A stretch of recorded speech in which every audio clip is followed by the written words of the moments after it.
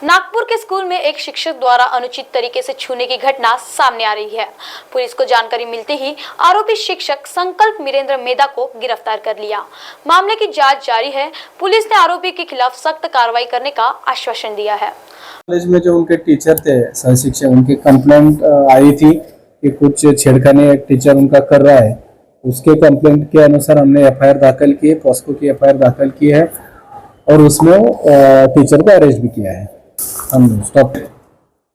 वो टीचर का नाम है संकल्प वीरेंद्र मेधा करके, 47 साल का है, जो बैड टच करता रहता था।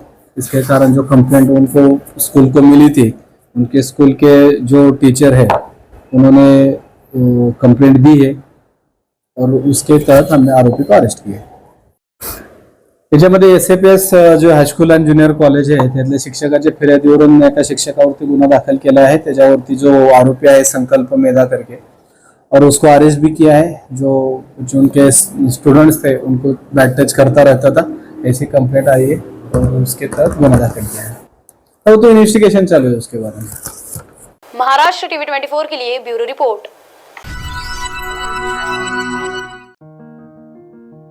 आयुष्यात प्रगती तेव्हाच होते जेव्हा अंगभूत गुणांना योग्य संधी मिळते। ग्रामीण महिलांना आत्मसन्मानाने जगता यावे, त्यांची जीवनोन्नती व्हावी म्हणून केंद्र आणि राज्य सरकार एकत्र कार्यरत आहे। गरीब महिलांच्या आयुष्यात समृद्धी यावी म्हणून उपजीविकेचे विविध स्रोत निर्माण केले जात आहेत। त्यांना स्वयंसहायता गट ते महिला किसान सशक्तीकरण परियोजनेचा लाभ मिळतोय। महिला बचत गटातील उत्पादनांच्या विक्रीसाठी महालक्ष्मी सरस माध्यमातून हक्काची बाजारपेठ मिळवून दिलेली आहे।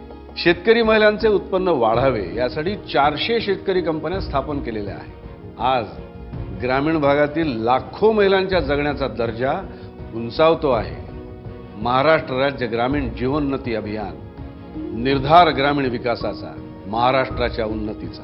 ग्रामविकास व पंचायत राज विभाग, महाराष्ट्र शासन।